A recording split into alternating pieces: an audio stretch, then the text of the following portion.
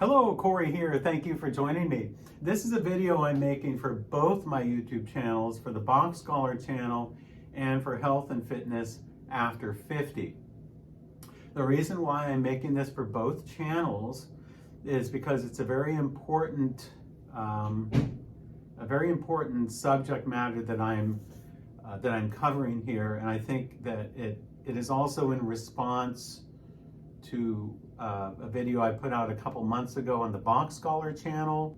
But that being said, I'm really trying to limit my health and fitness videos on the Box Scholar channel. So I apologize in advance for those who are offended that I put this on the Box Scholar channel. But if you are interested in health and fitness after 50 and want to follow me and my ideas in the health and fitness realm, please subscribe to my YouTube channel, Health and Fitness After 50. It's a really excellent and informative channel for just normal people like you and me. Okay, so I'm not a professional bodybuilder, I'm not a professional trainer, but I do have a lot of knowledge and I want to share my experiences with you. So in this particular video, I'm going to make a response to my video I put out 2 months ago because it was a very popular video. It's gotten several thousand views already in just a couple months, which for me is pretty good. And it garnered a lot of responses, a lot of positive and negative comments were on that video. And so this video I'm making today is a response to that video that was why I quit the keto carnivore diet. And this video is titled something to the effect of the real reason why I quit the keto carnivore diet / lifestyle. So here's the real reason, or an updated reason, why I quit the keto carnivore diet. So let's go back to the beginning. Back in the beginning of 2023, I was around 200 pounds or 200 plus pounds, and I had been doing various forms of low carb diet up to then, and I adopted a very low carb diet around the beginning of 2023. And so when at the official beginning of my exercise program in March, I looked like this. I was 182 pounds.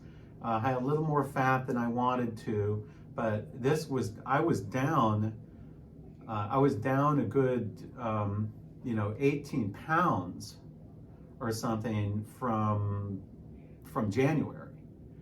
And so I was doing great. I was doing great on the keto / carnivore diet. I've never been able to attain full 100% carnivore. I just was never been able to do that. But I always kept my carbs really low, like maybe 20 or maybe 30 grams a day, sometimes even less, sometimes maybe a little more.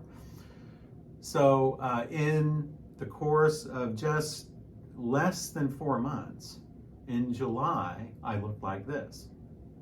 And if you compare the two, if you compare the beginning of my exercise program when I was 182 to 4 months later in July when I was 176, you can see it's not just the fact that I lost weight or that I'm lighter, but the fact that my body composition changed so dramatically.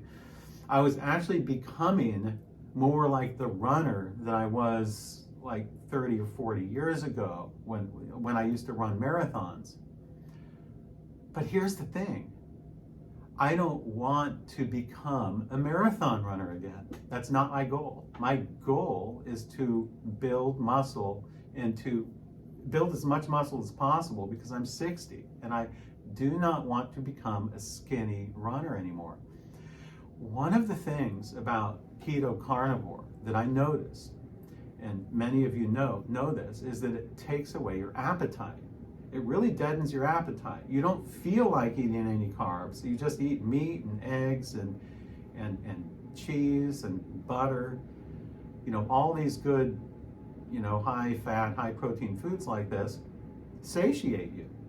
They do satiate you, and you lose a lot of weight. I think I totally endorse the keto carnivore diet for losing weight. I think it's the best way to lose weight. It's as good as the vegan diet is. I also lost about 30 pounds on the vegan diet. And so I've lost about the same amount of weight on both diets, on my vegan diet from like 20 years ago, and on my keto carnivore diet more recently. So it's not really an issue so much of weight as it is with body composition. But for me, personally, the way that I'm built, I think that anything under like 175 or 170 or so is just too light for me. The lightest I got was 175. I believe that was a little bit earlier in July. I looked like this. So the absolute lightest I was in my journey, I looked like this. Looked really great. I shed all the fat I wanted to shed. I was in great shape. I was running like about a mile a day. But here's the thing. I reached a plateau, and had I continued keto carnivore, had I continued drastically reducing carbs and not eating carbs, and if I would have done that religiously for like another year or two, I most likely would have ended up maybe in the 160s or 150s. Especially with not exercising. If I didn't exercise, if I didn't do any resistance training and just did keto carnivore for another year or two, I would be really thin. I don't want to be a skinny runner anymore. The problem is you can't gain weight on keto carnivore. It's almost impossible to gain weight on keto carnivore because it deadens your appetite. I didn't feel like eating anything. I was eating 1 or 2 times a day. I was intermittent fasting all the time because I didn't feel like eating, because you don't feel like eating if you just eat fat and protein all day. You only feel like eating maybe 2 big meals a day, or maybe even 1 meal a day. A lot of people are into the OMAD. And so I was getting too thin. I was losing too much weight, and my goal was not to lose any more weight.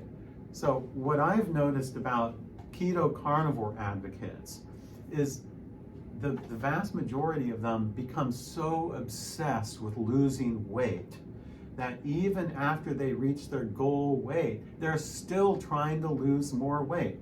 Well, that's called an eating disorder. If you've achieved your weight, your goal weight, yet you still diet to lose more weight, that's called an eating disorder. And I was on my way to developing an eating disorder, I think, and on my way to becoming too thin for my liking. So in July, I decided, okay, I'm going to start eating carbs again. And so slowly I started eating carbs. I started going to like 100 grams a day. And then by about a month or 2 later, by about September or October, I was on a full-fledged, normal, omnivorous diet with lots of carbs and lots of protein and some fat in there as well, although it was more of a low-fat kind of diet. And this made it possible for me to actually gain muscle. I would have never been able to gain the muscle that I have had I remained keto carnivore and had I not eaten any carbs, because carbs help that process of gaining and retaining muscle. And so 4 months after this plateau that I reached about 175. That was the lightest that I was going to allow myself to go. I didn't want to really get any lighter than that. I was actually debating on trying to get to 170, but I thought, what's the point? I want to put on muscle. I don't want to be obsessed with losing weight anymore. So I gradually just increased my carbs. I started counting my calories and my macros, making sure that I was sort of maintaining my body weight. So for about a good 2 or 3 months in there, of that 4-month period, I was actually hovering around 180. I was just maintaining my weight. As they say, it's gain or main gaining or gaintaining, whatever they call it. Main gaining, I guess, is what they call it. When you want to put on weight or gain muscle but not gain fat. So I was trying to just sort of plateau my weight, and I was around 180. So I worked up to around 180, maybe 181 or so, and I was around that weight for a good 2 months. And then over the last month or so, I've slightly nudged up to 182, 183. This morning I weighed in at 185. And I know that some of that is water weight. I was heavier than I probably wanted to be, but if you take away about 2 pounds of water weight, I was about probably 183.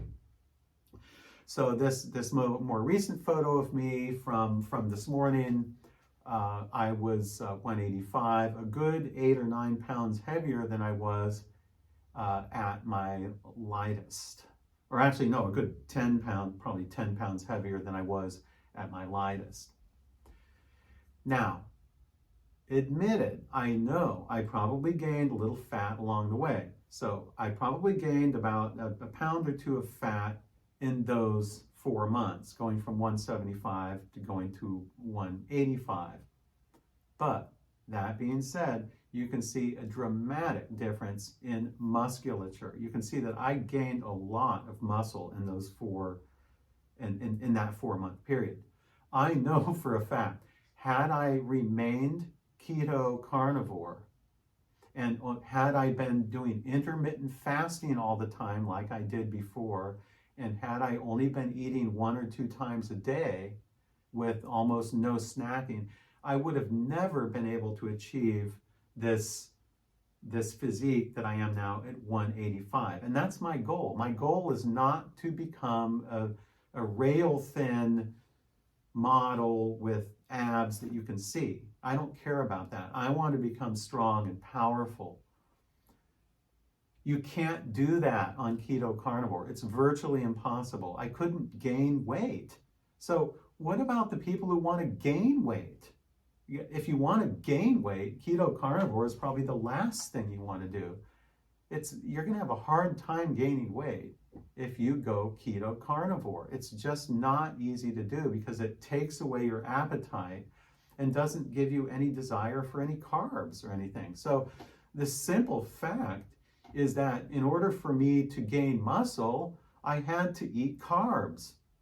And that's not a big deal. So I just started eating normal food again. I introduced bread, tortillas, oatmeal, fruits, vegetables. Absolutely nothing is off limits anymore. I eat just what I want to eat, but I make sure that I don't overeat. And I make sure that I get enough protein as well. So this kind of diet that I adopted, where I do eat carbs, I eat grains, I eat fruits, I eat vegetables, this type of diet is what Dr. Lane Norton refers to as flexible dieting. So I've adopted more of a flexible diet approach where I am responsible for everything that goes into my mouth, and I'm responsible for the calories that I'm ingesting, but I'm fully responsible for that, and I keep track, or on most days, I keep track of my caloric intake and all my macros. Now, this didn't come easy in the beginning. I had to work at it. You have to actually practice. You have to become good at counting your calories and your macros. So it's not something you just do overnight, but it's something that took me about a month or two to really get down to where I really knew approximately, within a 5 or 10% margin of error, how many calories are going into my body each day. So my goal over those last 4 months was sort of just to maintain my weight. I didn't really want to gain much. I didn't want to lose much. So I was just cruising along at about 180. And over this past month or so, I've been just nudging up a little bit because I've been doing a lot of resistance training, a lot of heavy training too, using gymnastic rings. And so my current goal is to look more like a gymnast than it is to look like a skinny runner. And I don't care about the leanness. I don't want to get into a single digit body fat right now. That's not what I'm interested in right now, maybe later. So after I do a period of bulking, and I don't know how long this will go on, I'll probably just maintain around in the 180s or something like that, and I'll just let it happen by itself. But eventually, when I want to cut down again, let's say if I wanted to do, make a better photo or something and really cut down, then I might consider doing a few weeks of keto again, like say a 3-week keto diet, really low carb diet for 3 weeks will get me really cut, and I'll look great for my photo. But I think that keto and carnivore, or really very low carb diets, are great for weight loss, and they're great for an extended period of time, like 3 weeks, maybe 6 weeks at the most. Jerry Brainham, the weightlifting scholar, suggests no longer than about 6 weeks for very low carb diets. And I agree with that. I think it's a good tool to use if you want to lose weight and lose fat quickly for any reason. But I think the keto carnivore diet, I believe, is not optimal for long-term health. It's something good for a quick fix, like for a few weeks if you want to lean down, or maybe even a few months, like I did if I wanted to lose, say 30 pounds of fat. But then after that happens, after that's done with and you have no more weight to lose, there's no reason for it anymore. Keto carnivore only serves the purpose of getting you down to your goal weight. Once you're at your goal weight, you don't want to do it anymore. Otherwise, you have an eating disorder. Because once you start cutting out complete food groups, that's called an eating disorder. When you become so obsessed with only, eating fat and protein and nothing else, no grains, no fruit, no vegetables, no fiber, that's really obsessive in my opinion. And that really is bordering on the cult. Bordering on the cultish kind of mentality of believing that, well, if it's good for 6 months, yes, okay, I lost 30 pounds in 6 months on a very low carb diet. But does that mean does that prove that's the best diet for me for the rest of my life? No, I don't think it is. So anyway, this is the real reason I quit keto carnivore. The real reason was, in a nutshell, because I was losing too much weight, and I wanted to gain muscle, and I wanted to gain weight in the form of lean muscle. You can't do that with intermittent fasting all the time and with 1 or 2 meals a day. It's not going to happen. That's my opinion, of course. So anyway, thank you for joining me. And I hope you got something out of this video. If you're interested in health and fitness after 50, by the way, I'm 60, and I feel great. If you want to look and feel great at your advanced age, like 50 or 60, go below this video, click on the link where you can subscribe to my YouTube channel, Health and Fitness After 50. Thank you for joining me, and I'm still open for piano lessons. So any of you that want to learn piano, you can sign up with either me or my wife, Marilyn, for piano.